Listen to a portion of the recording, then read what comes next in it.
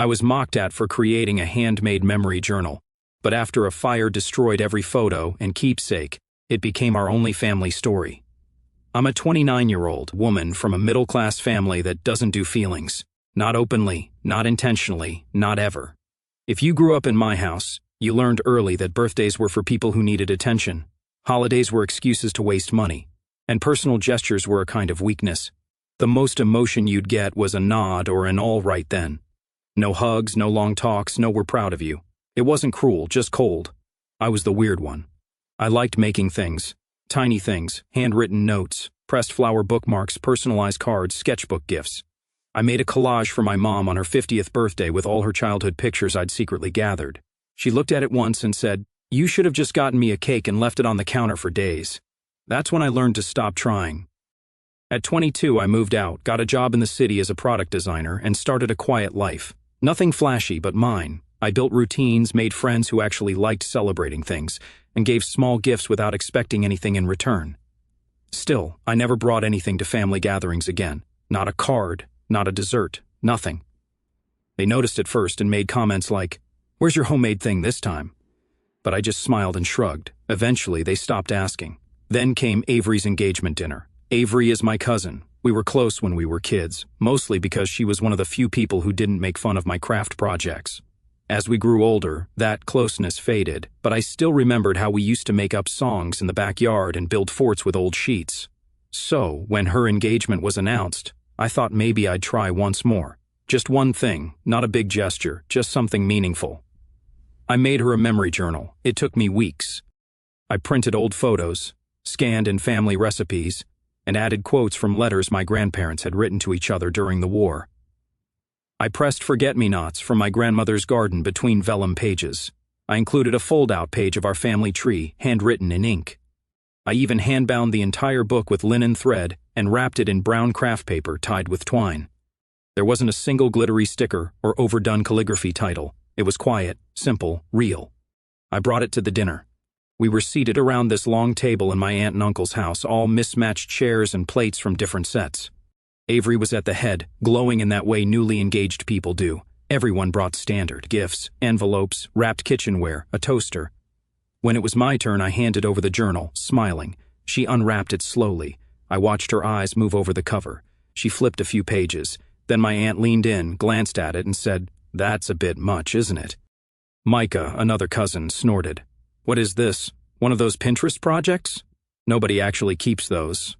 I laughed lightly, pretending I hadn't just felt something shift in my chest. Avery gave me a small thank you but didn't look me in the eye. No one asked to see it. It sat on the table like a misplaced dish. During dinner, conversation flowed around me like I wasn't there. Someone brought up a new job. Another mentioned a baby on the way. When I tried to join in, the topic shifted.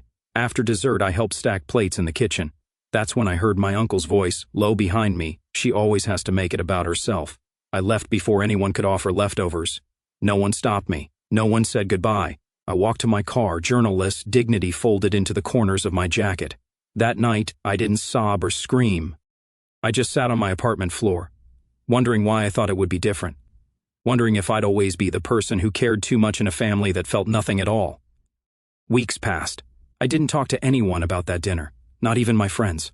I focused on work, filled extra time reorganizing my bookshelves, and digitized my old art files. I even considered deleting the backup I'd kept of Avery's journal on my computer just to forget the whole thing ever happened. Then, 2 months later, everything changed. My phone rang on a quiet Thursday evening. It was Avery. I almost didn't answer. When I picked up, her voice was shaky. Her apartment had caught fire, not major, but smoke and water damaged everything.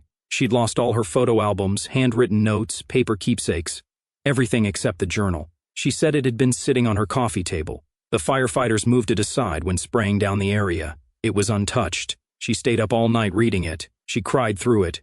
She told me it was the only thing she had left from her childhood that felt real. I told her I didn't keep the files. I lied. She thanked me again and hung up. No mention of what anyone else had said at the dinner. No apology for the laughter, just quiet gratitude.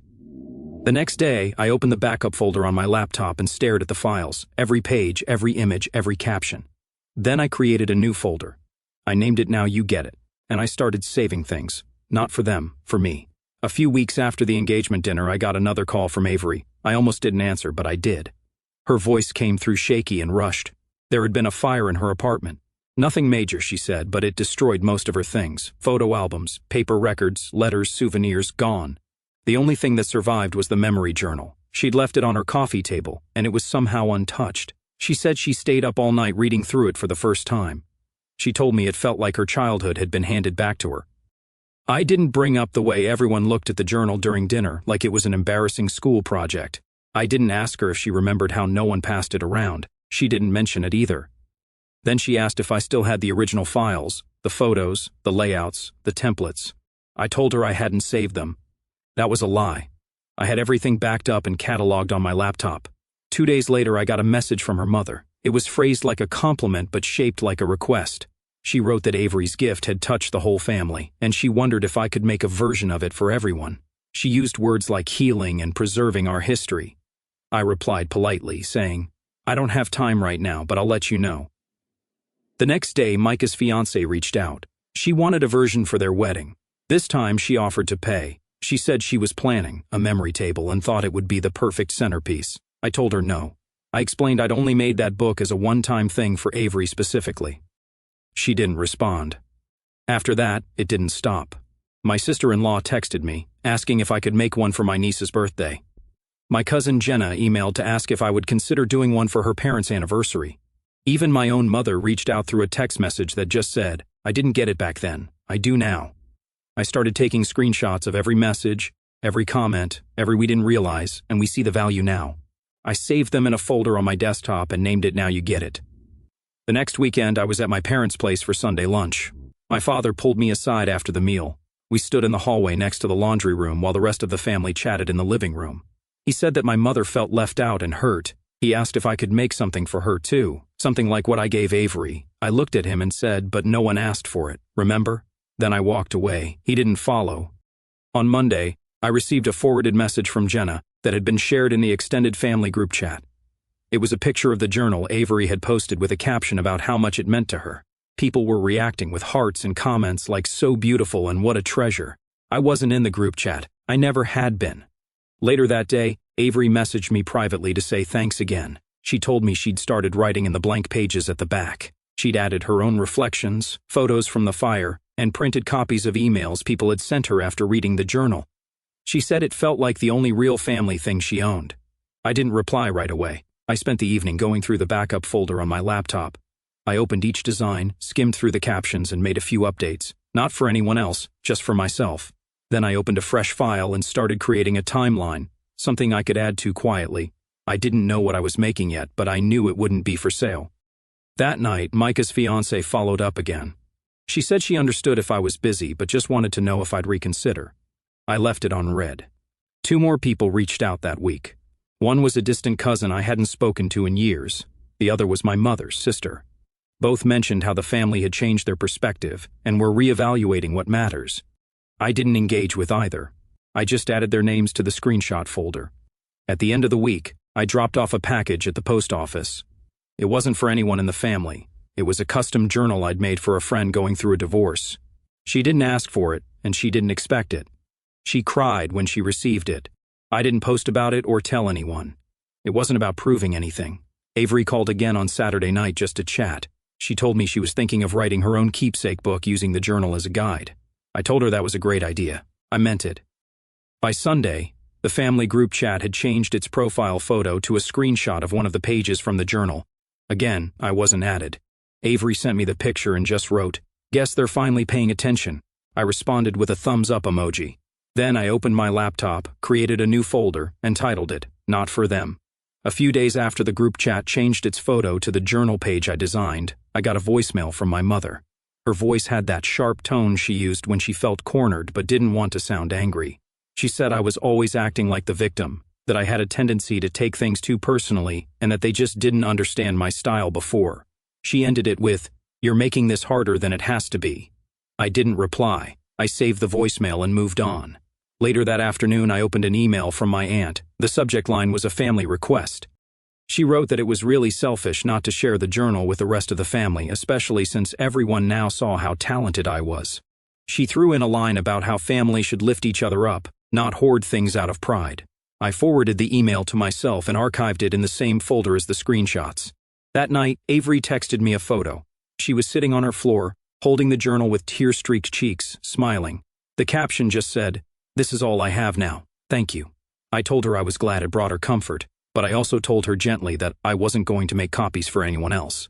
She replied a few minutes later and said she understood. And that was it. No pressure, no side comments, just real understanding. That meant more than anything. The next family event was a baby shower for my cousin Jenna. It was hosted at my aunt's house. White balloons, plastic folding tables, a pile of diapers arranged like a cake. I showed up exactly on time, wearing neutral colors, carrying nothing, no gift bag, no ribbon-wrapped envelope. I walked in, found a seat near the window and sat down. Someone, probably Micah, judging by the voice, muttered from behind me. I guess she learned her lesson. I didn't turn around. I stayed quiet through the small talk and compliments on the decorations. The food was standard, a tray of finger sandwiches, a slow cooker full of dip, store-bought cupcakes in pastel wrappers. They passed around tiny bottles of bubbles and pre-packaged party favors, like everything was picture perfect. No one asked me to participate in the games. No one asked how I was doing. I didn't offer anything either. At the end, just as I was slipping on my coat, Avery came over and hugged me tight. She didn't let go for a few seconds. Then she leaned in and whispered, "They don't deserve you. I just wanted you to know that." I nodded and left. That night, I opened my design software and pulled up the original journal file. I extracted the cover design and printed it in a high-resolution frame. I hung it in my living room above my reading chair. It wasn't labeled. No explanation, just the image. I took a photo of it, intentionally blurred, and posted it on social media with a caption that said, "It's okay if they never understood you. You were never making it for them." The post got 3 likes, one from a distant cousin, one from an old high school friend in Nene, one from Avery. A few hours later, a message popped up from another relative.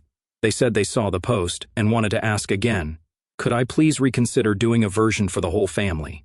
They even offered to pay for supplies and give me full creative freedom. I left it unread.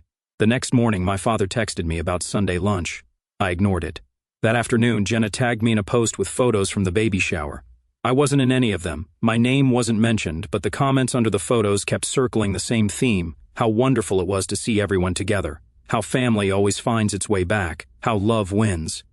I closed the app and didn't go back.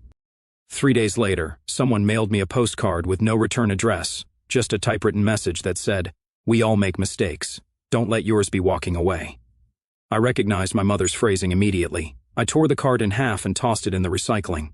That weekend, Avery called. She told me she had shown the journal to 2 of her close friends, people I barely knew. One of them cried. The other asked if I ever took commissions. Avery didn't pressure me. She just said, "You should know it matters."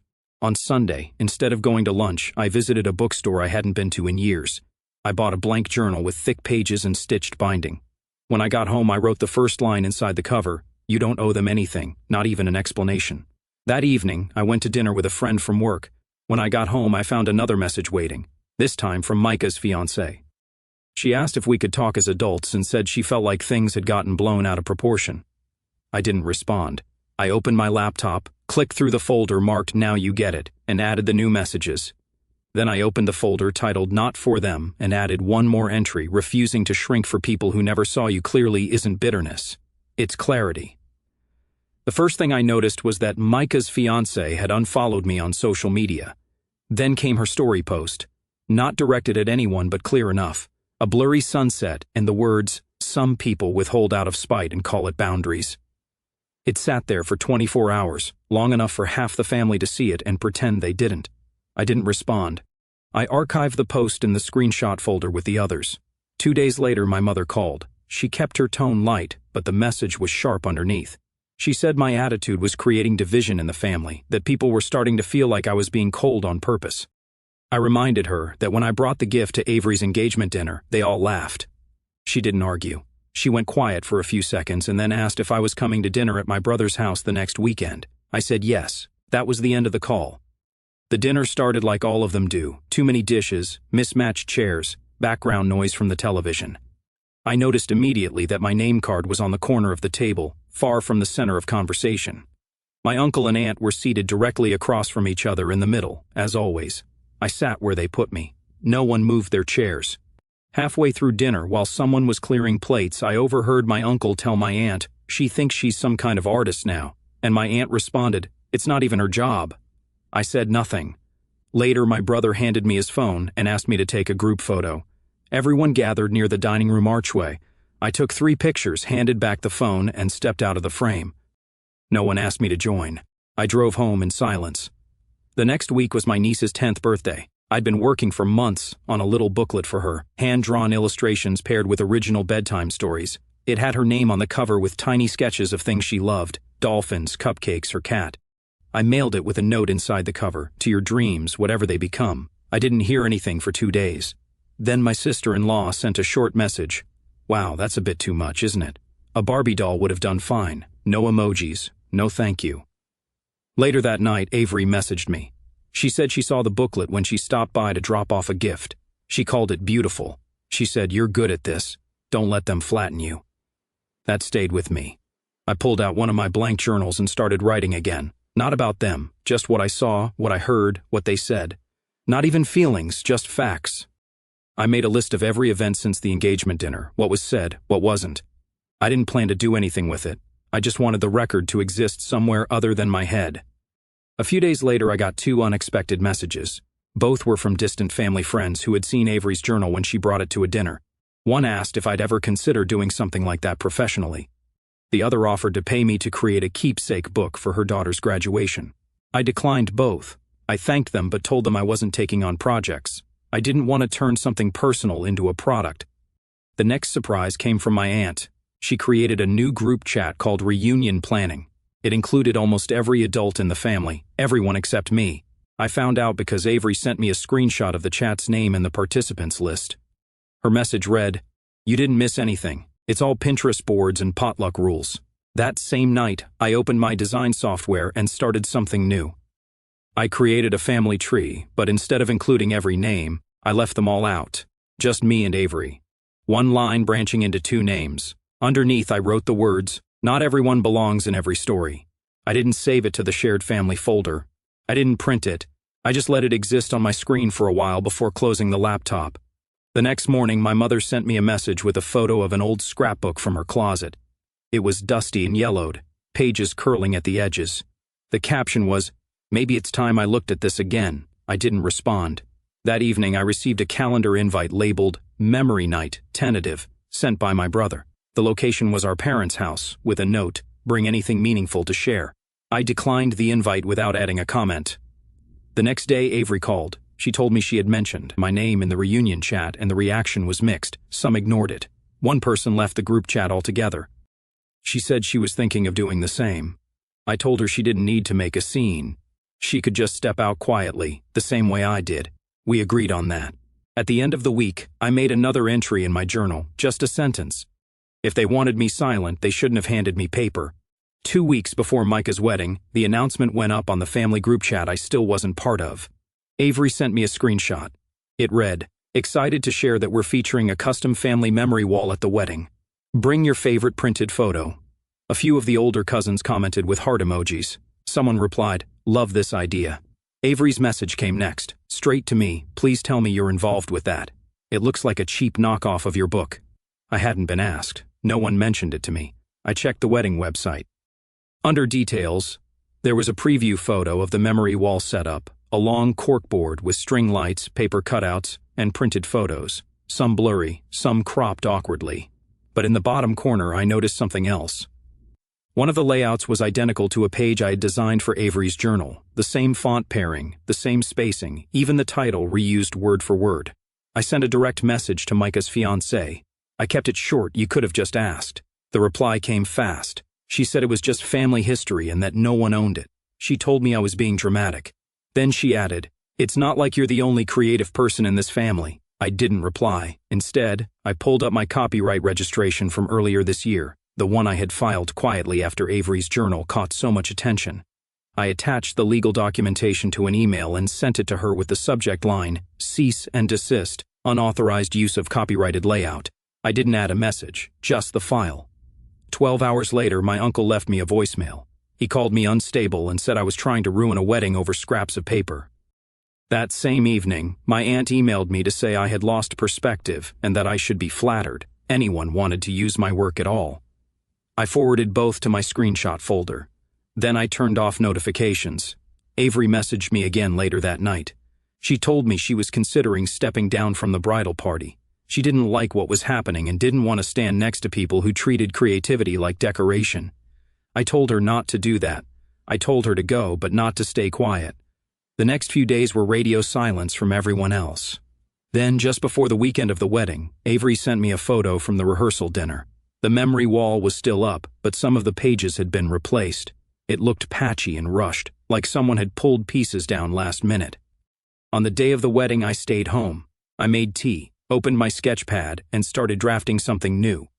No messages came through until that evening when Avery forwarded a short video that had been posted by one of the guests.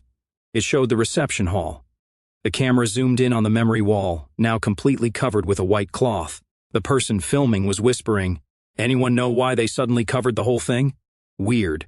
The clip was uploaded to a local wedding gossip account and started gaining views. I didn't engage, but someone tagged me in the comments. "Wasn't this your design?" I left it alone. Instead, I opened a new file on my laptop.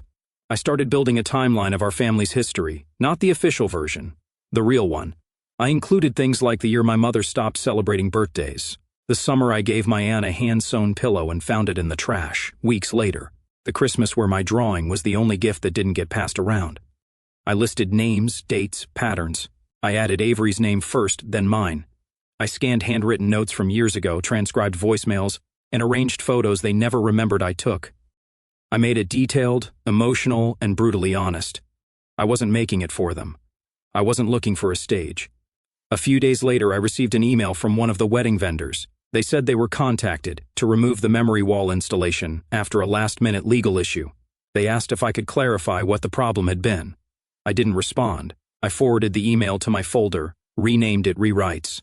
Avery called the next day. She told me people were talking, some saying I'd overreacted, others quietly agreeing with me.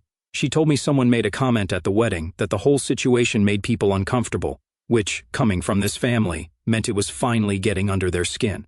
She asked what I was working on. I told her it was something that wasn't meant for a wall or a post or a wedding. I told her it was a version of our family story that didn't need decoration. She asked if she could read it someday.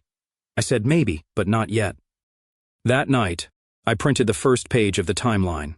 I slipped it into the back of the same journal I had started months ago, the one labeled Not For Them. At the top of the page I wrote, "They borrowed my voice without asking. Now they don't get to hear it at all."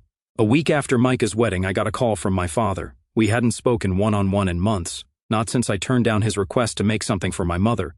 He asked if we could meet, no family around, just us. I agreed. We met at a quiet cafe near the old neighborhood where we used to live. He arrived on time, already seated in the corner booth with a coffee in front of him and a paper bag on the table. He pushed the bag toward me. Inside was a small, worn notebook with a blue cover, my old doodle journal from when I was about 9. I hadn't seen it in decades. He said he'd found it while organizing boxes in the attic. He told me he'd read every page. He said I had been telling stories all along and no one had bothered to read them. I nodded. I thanked him for keeping it. Then he asked if I'd reconsider coming back to the family group.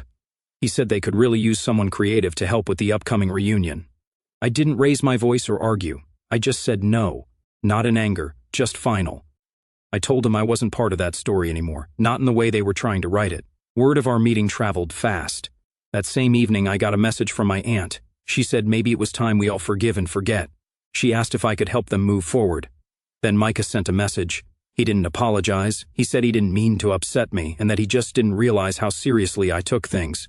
He included a smiley face. The next morning my sister-in-law posted a story on Instagram with old family photos.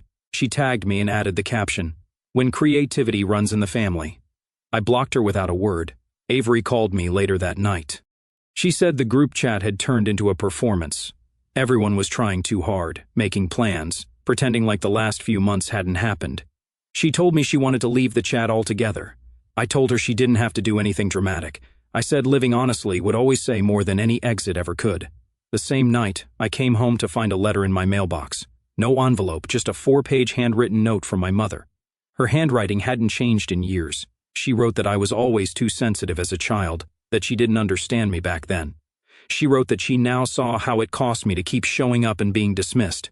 She didn't apologize directly, but she wrote about watching old videos and finally noticing how quiet I was at every gathering. She wrote, "Maybe you were right to stop giving. Maybe we were wrong not to notice." I folded the letter and placed it in the back of the new journal I'd been working on, the one titled, "Not for Them." The next day, I wrote the final line of the last page in that journal. Just one sentence: "They laughed at the first gift. They won't get a second." 3 days later, my father called again. I didn't answer. He sent a message saying the reunion was scheduled for next month, and they would love it if I brought something special. I didn't reply. That weekend, Avery came by for tea. She brought lemon scones and a stack of photos she'd found in an old storage box. We spent an hour flipping through them, pointing out who was where, who had changed, who had stayed the same. She told me she had muted the family chat and was thinking of taking a long break from it entirely. Before she left, she handed me one of the photos. It was from when we were kids, maybe 6 or 7, sitting on the front porch of my parents' house, covered in marker ink, surrounded by scraps of construction paper. She said, "This is the last time I remember anyone being honest in that house." That night, I added a new section to the timeline I'd been building. I called it the turning years. I listed every event from Avery's engagement dinner to the wedding fiasco. Under each one, I wrote one sentence. Not a memory, but a truth, the kind of truth no one says out loud until the damage is already done. Then, I backed up the file in 3 places. The next morning, my inbox had 2 more messages. One was from a cousin I hadn't spoken to in 5 years, asking if I'd make just a small version of the journal for their parents' anniversary. The other was from my uncle, forwarding an old photo and writing, "See, you were always part of this." I opened both, then I deleted them. That evening, I printed the timeline and bound it quietly. I used thick paper, soft thread, a linen cover. No titles, no names, just pages that finally felt like mine. It had been almost a year since I stepped into my parents' house. I hadn't planned to return, but Avery called on a Wednesday and asked me to come to Sunday lunch. She said she wanted to announce her pregnancy in person, and she wanted someone in the room who would actually smile for real. I agreed. I made it clear to her I wasn't showing up for them. I was showing up for her. When I arrived, my aunt was already standing near the doorway with a wine glass in hand. She gave me a smile that looked practiced, then tilted her head and said, "Look who decided to grace us." I walked past her without responding. My mother handed me a plate like it was any normal day. There were no questions, no awkward apologies, no effort to pretend the last year had happened. I took the plate, thanked her quietly, and sat at the edge of the table. Everyone else filled the seats like nothing had changed. Dinner moved slowly. Comments about the weather, about my cousin's new apartment, about someone's toddler starting preschool. Nobody brought up the journal or the wedding or the memory wall. They acted like it had all been erased. Dessert came out on paper plates. Avery tapped her glass with a spoon and stood. She announced her pregnancy with a small smile and a steady voice. A few gasps, a handful of claps, some obligatory cheers, the kind people give when they know they're supposed to. I clapped too because I meant it. Then someone near the end of the table, probably Micah, though I didn't look, asked with a grin if I was going to make another one of my emotional scrapbooks as a baby gift. A few people chuckled under their breath. I looked at him, met his eyes and said clearly, "No, I learned my lesson." The table froze. No one reached for their coffee. The only sound was a fork clinking on a plate. My father cleared his throat and said, "Maybe we're the ones who need to catch up to you." My mother let out a sharp exhale and muttered, "Let's not make this sentimental again. Not everything needs to be deep." Avery didn't sit back down. She looked at them all and said, "But some things should be, and maybe if we'd learned that earlier, we'd treat each other better." Nobody answered. I didn't stay for coffee. I helped clear my plate, then stood to leave. I hugged Avery at the door. She held on a little longer than usual. I told her, "You'll be a good mom because you actually notice people." She blinked fast but didn't cry. The next week, I opened the family group chat, the one they had finally added me to after all these months, and quietly deactivated it. I didn't say anything. I didn't post a farewell. I just removed myself. No one messaged me about it. That same week, I finalized a project I had been working on quietly for months. I launched a small, anonymous line of custom journals. No branding, no backstory, just carefully designed books with blank pages and thoughtful prompts for people who wanted to make sense of their own memories. I didn't attach my name. I didn't promote it to anyone I knew. The first few orders came from strangers. Then a familiar name popped up in the order queue, J. Bro. Micah, no last name, no message, just an address and a quantity of 1. I fulfilled the order like I did all the others. I chose the linen cover, the heavier pages, the clean layout with room to breathe. I wrapped it in brown paper, tied it with twine, and added one line inside the front cover. You laughed at the first gift. You won't get another, but maybe you'll finally understand this one. A week later, I got an order from someone else in the family. I didn't respond. I refunded it and moved on. Avery called to tell me she had finally left the group chat too. She said she didn't make a big deal of it. She just slid out the way I had, quiet and clean. I told her that was all I'd ever hoped for, not to pull anyone with me, just to show them where the door was if they ever wanted out. That weekend, I took a walk with my camera and shot the cover for my next journal, an empty bench under a blooming tree, no people, just space. I came home, filed it under Not For Them, and started a new folder for anyone who's listening.